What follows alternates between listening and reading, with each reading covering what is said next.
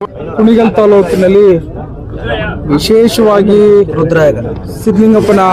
ಸಿದ್ಧಲಿಂಗೇಶ್ವರನ ಒಬ್ಬ ಭಕ್ತನಾಗಿ ಬಹಳಷ್ಟು ಜನ ಸಹಸ್ರಾರು ಭಕ್ತಾದಿಗಳು ಈ ಒಂದು ಕ್ಷೇತ್ರದಲ್ಲಿ ಇರೋ ಹಿನ್ನೆಲೆಯಲ್ಲಿ ನಮ್ಮ ತಾಲೂಕಿನ ಜನ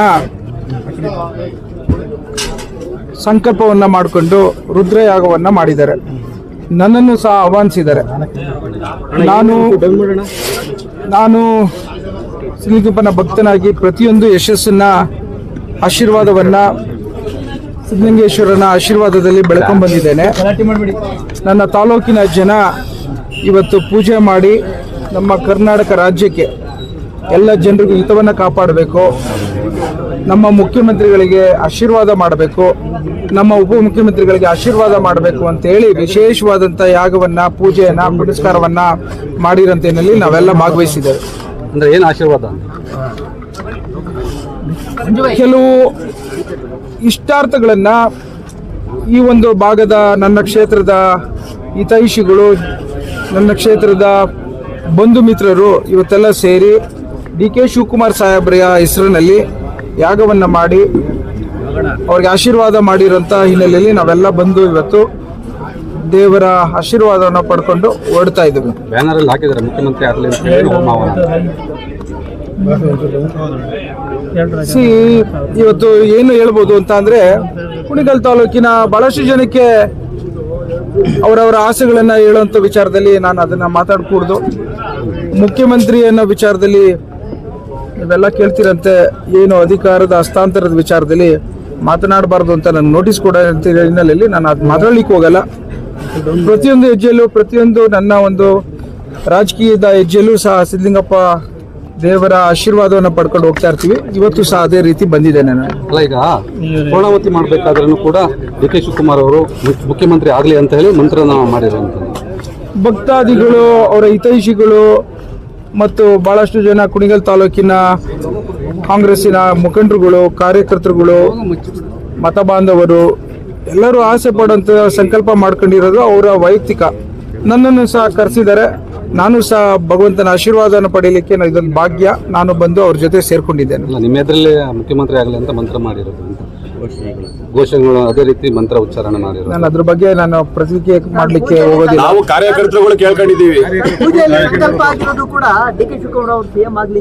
ನಾವು ಕಾರ್ಯಕರ್ತರುಗಳು ಕೇಳ್ಕೊಂಡಿದ್ದೀವಿ. ನಾನು ಅದ್ರ ಬಗ್ಗೆ ರಿಯಾಕ್ಟ್ ಮಾಡಕ್ ಹೋಗಲ್ಲ. ನಾನು ಒಂದು ವಾರದ ನಂತರ ಸಿಹಿ ಸುದ್ದಿ ಸಿಗುತ್ತೆ ಅಂತ ಒಂದು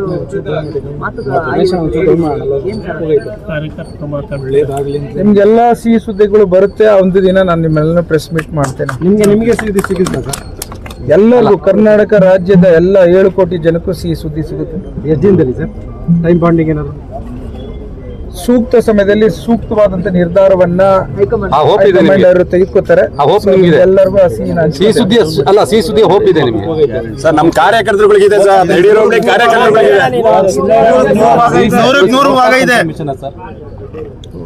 ಬಗ್ಗೆ ಎಲ್ಲ ನಾನು ಮಾತಾಡ್ಕೂಡ್ದು. ಇವತ್ತು ಭಗವಂತನ ಆಶೀರ್ವಾದ ಪಡೀಲಿಕ್ಕೆ ನಾವೆಲ್ಲ ಸೇರಿದ್ದೇವೆ. ನೀವು ಬಂದಿದ್ದೀರಿ. ಸಿದ್ಧಲಿಂಗಪ್ಪನ ಮನಸ್ಸು ಮಾಡಿದ್ರೆ ಎಲ್ಲರನ್ನೂ ಎಲ್ಲ ರೀತಿಯೂ ತೆಗೆದುಕೊಂಡು ಹೋಗಿರೋಂಥದ್ದನ್ನ ನಾನು ಒಬ್ಬ ಸಾಕ್ಷಿ. ಸೊ ಹಾಗಾಗಿ ನಿಮಗೂ ಒಳ್ಳೇದಾಗುತ್ತೆ, ನನಗೂ ಒಳ್ಳೇದಾಗುತ್ತೆ, ಕ್ಷೇತ್ರ ಜನತೆ ಒಳ್ಳೇದಾಗುತ್ತೆ, ಕರ್ನಾಟಕ ರಾಜ್ಯಕ್ಕೆ ಒಳ್ಳೇದಾಗುತ್ತೆ. ಮಾತಿಗೆ ಬದ್ಧರಾಗಿ ನಾಯಕರು ನಡೀತಾರೆ. ಇವತ್ತು ಒಂದು ಮಾತನ್ನ ಹೇಳಲಿಕ್ಕೆ ಇಚ್ಛೆ ಪಡ್ತಾನೆ. ನಾವೆಲ್ಲ ಮನುಷ್ಯರಾಗಿದ್ಕೊಂಡು, ಮನುಷ್ಯತ್ವದ ಒಂದು ಗುಣ ಏನು ಅಂತಂದ್ರೆ ಮಾತಿನ ಮೌಲ್ಯ ಬಹಳಷ್ಟು ಮುಖ್ಯವಾದಂತ ಅಂಶ. ಇವತ್ತು ನಾವು ಯಾವ ರೀತಿ ಮಾತನಾಡ್ತೇವೆ, ಯಾವ ರೀತಿ ನಡ್ಕೋತೇವೆ ಅನ್ನೋದನ್ನ ಇವತ್ತು ಅದೇ ಇತಿಹಾಸ ಅದು. ಅದರಂತೆ ನಮ್ಮ ಮುಖ್ಯಮಂತ್ರಿಗಳಾದ ಸಿದ್ದರಾಮಯ್ಯ ಸಾಹೇಬರು ಚುನಾವಣೆ ಮುನ್ನ ಮಾತು ಕೊಟ್ಟಿದ್ರು.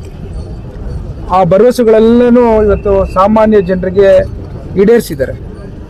ಬಹಳಷ್ಟು ಮಾತುಗಳನ್ನು ಕೊಟ್ಟಿರೋಂಥದ್ದನ್ನು ಸಿದ್ದರಾಮಯ್ಯ ಸಾಹೇಬರು ಈಡೇರಿಸ್ತಾರೆ ಅನ್ನೋದು ಇಡೀ ನಮ್ಮ ಕರ್ನಾಟಕ ರಾಜ್ಯದ ಜನತೆಗೆ ಗೊತ್ತಿದೆ. ಸೊ ಆಗತ್ತೆ ಅಂತ ಎಲ್ಲ ರೀತಿಯ ಮಾತನ್ನು ಉಳಿಸ್ಕೊಳ್ಳಿ ಅನ್ನುವಂಥದ್ದು ಇತಿಹಾಸ ಇದೆ. ಸಿದ್ದರಾಮಯ್ಯ ಸಾಹೇಬ್ರ ವ್ಯಕ್ತಿತ್ವನೇ ಆತರ. ಇನ್ನು ಮುಂದೆ ಕೂಡ ಹಂಗೆ ನಡ್ಕೊಳ್ತಾರೆ ಅಂತ ಅಂಶ ಅಲ್ಲ.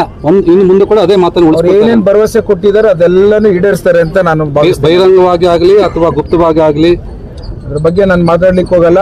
ಒಂದಂತೂ ನಿಜ, ನಮ್ಮ ನಾಯಕರು ಸಿದ್ದರಾಮಯ್ಯ ಸಾಹೇಬರು ಅತ್ಯುನ್ನತ ಮೇರು ಪರ್ವತದಲ್ಲಿರುವಂತ ಹಿರಿಯ ರಾಜಕಾರಣಿಯವರು. ಇವತ್ತು ಸುಮಾರು 2 ಬಾರಿ ಮುಖ್ಯಮಂತ್ರಿ ಆಗಿರೋಂಥ ಉನ್ನತ ಸ್ಥಾನದಲ್ಲಿದ್ದಾರೆ. ನಮಗೆಲ್ಲರೂ ಮುಖ್ಯಮಂತ್ರಿ ಆಗಿರೋ ಹಿನ್ನೆಲೆಯಲ್ಲಿ ಪ್ರತಿಯೊಬ್ಬರನ್ನು ರಕ್ಷಣೆ ಕೊಡುವಂಥದ್ದು ಅವ್ರ ಜವಾಬ್ದಾರಿ ಇದೆ. ಅವ್ರೇನು ನಡ್ಕೊಂಡಿದ್ರು ಅದರಂತೆ ಮಾಡಿಕೊಡ್ತಾರೆ ಅನ್ನೋದನ್ನ ನಾವೆಲ್ಲ ನಾನೊಬ್ಬನೇ ಅಲ್ಲ, ಇಡೀ 140 ಕಾಂಗ್ರೆಸ್ಸಿನ ಶಾಸಕರು ಗೊತ್ತಿದೆ, ಆಗತ್ತೆ. ಪೋಸ್ಟ್ ವಿಚಾರ ಆಗ್ತದೆ ಸರ್. ನಿನ್ನೆ ಒಂದು ಪೋಸ್ಟ್ ಬಂತು, ಮೊದಲು ಡಿ.ಕೆ. ಶಿವಕುಮಾರ್ ಪೋಸ್ಟ್ ಬಂತು, ಅದಾಂತರ ಸಿದ್ದರಾಮಯ್ಯ ಪೋಸ್ಟ್ ಬಂತು. ಏನಿದೆ ಸರ್ ಇದು, ಏನು ಇಂಡಿಕೇಶನ್ ಮಾಡ್ತಿದೆ ಅಂತ? ಅಲ್ಲ, ಇಬ್ಬರು ಪೂರಕವಾಗಿ ಮಾತನಾಡ್ತಿದ್ದಾರೆ. ಒಬ್ಬ ಮಾನವೀಯ ಗುಣಗಳಲ್ಲಿ ಮೌಲ್ಯಗಳನ್ನು ಕಾಪಾಡೋಂಥ ಒಂದು ಮಾತಿನ ಒಂದು ಏನು ಕೊಟ್ಟಿರ್ತೀವಿ ಮಾತು, ಅದನ್ನು ಉಳಿಸ್ಕೋಬೇಕಾಗಿರುತ್ತದೆ ನಮ್ಮೆಲ್ಲರ ಜವಾಬ್ದಾರಿ ಅಂತ ಒಬ್ಬ ಸಮಾಜ ಸೇವೆಗೆ ಬಂದಿರೋಂಥದ್ದನ್ನ ಉಪಮುಖ್ಯಮಂತ್ರಿಗಳು ಹೇಳಿದ್ದಾರೆ. ಅದರಂತೆ ಮುಖ್ಯಮಂತ್ರಿಗಳು ಸಹ ನಾವೇನೇನು ಮಾತು ಕೊಟ್ಟಿದ್ದೇವೆ ಅದನ್ನು ಉಳಿಸ್ಕೊತಾ ಇದ್ದೀವಿ, ಮುಂದಿನ ದಿನಗಳಲ್ಲಿ ಉಳಿಸ್ಕೊತೇವೆ ಏನೋ ಒಂದು ಪೂರಕವಾದಂಥ ಮಾತನ್ನು ಹೇಳಿರೋಂಥದ್ದು ಅಂತ ನಾನು ಭಾವಿಸ್ತೇನೆ. ನಾವು ಈಗ ತುಮಕೂರಲ್ಲೂ ಕೂಡ ದಲಿತರಿಗೆ ಸಿಎಂ ಮಾಡಬೇಕು ಅಂತ ಒಂದಷ್ಟು ಜನ ಪ್ರೊಟೆಸ್ಟ್ ಮಾಡ್ತಾರೆ. ಈಗ ಈ ಕಡೆ ಒಂದಷ್ಟು ಡಿ.ಕೆ. ಶಿವಕುಮಾರ್ ಸಿಎಂ ಅಂತ ಹೋಮ ಹವನ ಮತ್ತು ಇತರ ರಾಜಕೀಯ ಒಳ್ಳೇದಾಗಲಿ, ಯಾರ್ಯಾರಿಗೆ ಎಲ್ಲರಿಗೂ ಒಳ್ಳೇದಾಗಲಿ. ನಾನು ಜಾತಿ ಮತ್ತು ಧರ್ಮಗಳ ಹಿನ್ನೆಲೆಯಲ್ಲಿ ರಾಜಕೀಯದ ವ್ಯವಸ್ಥೆಯಲ್ಲಿ ನಾನು ಮಾತಾಡ್ಲಿಕ್ಕೆ ಹೋಗಲ್ಲ. ನಾವೆಲ್ಲ ಕಾಂಗ್ರೆಸ್ ಕುಟುಂಬ ಒಂದು. ಇವತ್ತು ಏನು ಎಲ್ಲ ಸಮುದಾಯದವರನ್ನು ಒಳಗೊಂಡಂತೆ ಜಾತ್ಯತೀತ ತತ್ವದಲ್ಲಿ ಸಿದ್ಧಾಂತದಲ್ಲಿ ಹೋಗ್ತಾ ಇದ್ದೇವೆ. ಒಳ್ಳೇದಾಗುತ್ತೆ.